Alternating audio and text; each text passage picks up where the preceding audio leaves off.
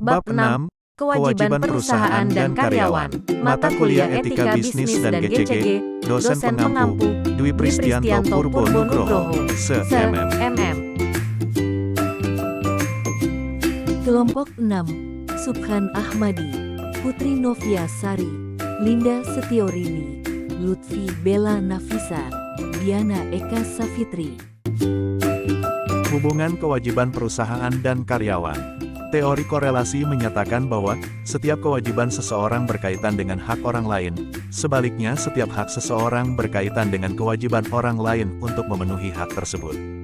Hubungan timbal balik seperti di atas, seperti yang ditemukan pada hubungan antara pekerja dan perusahaan. Setiap pihak, baik karyawan dan perusahaan, tentu memiliki kewajiban dan hak.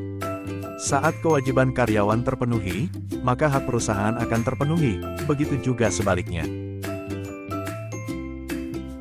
Kewajiban karyawan yaitu 1. Kewajiban ketaatan 2. Kewajiban konfidensialitas 3. Kewajiban loyalitas. 1. Kewajiban ketaatan. Ketika seseorang bergabung dalam perusahaan, maka karyawan tersebut harus konsekuen untuk mentaati dan patuh pada perintah dan arahan yang diberikan oleh perusahaan, karena mereka terikat dengan perusahaan. Namun, karyawan tidak harus memenuhi perintah yang diberikan atasan, jika perintah tersebut dinilai tidak wajar atau melanggar hukum.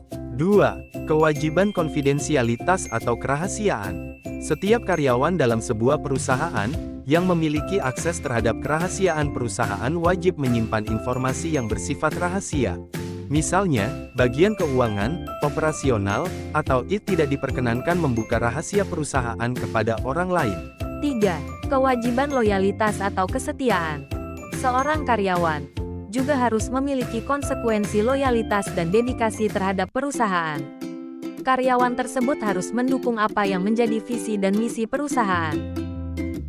Kewajiban perusahaan kepada karyawan. 1. Perusahaan tidak melakukan diskriminasi. Diskriminasi dalam perusahaan adalah membedakan karyawan dengan alasan yang tidak relevan, berdasarkan prasangka atau stereotip. Dampak diskriminasi.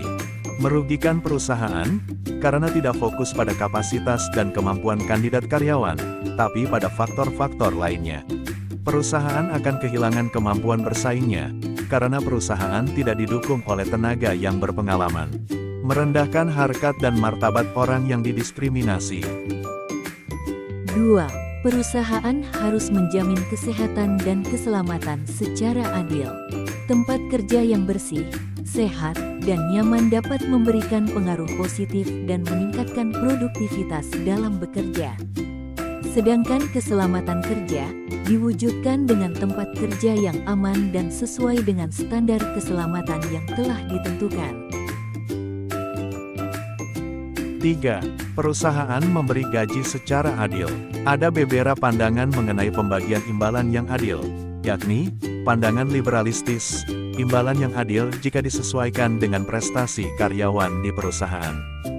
Pandangan sosialistis, imbalan yang adil jika sesuai dengan kebutuhan diri karyawan dan keluarganya.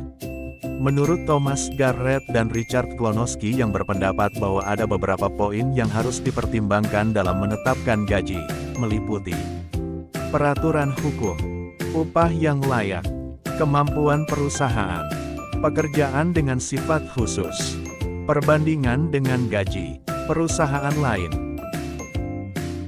4. Perusahaan tidak boleh memberhentikan karyawan dengan semena-mena. Menurut Garrett dan Kliniski, ada 3 alasan konkret dalam memberhentikan karyawan, yaitu A. Majikan hanya boleh memberhentikan dengan alasan yang tepat. B. Majikan harus berpegang pada prosedur yang semestinya. C. Majikan harus membatasi akibat negatif bagi karyawan seminimal mungkin. Kesimpulan. Dengan memahami antara kewajiban karyawan dan kewajiban perusahaan, maka diharapkan adanya pengertian di kedua belah pihak. Dengan saling memahami dan menghormati kewajiban masing-masing, maka keselarasan dalam lingkungan kerja akan terjaga. Terima kasih. Semoga bermanfaat.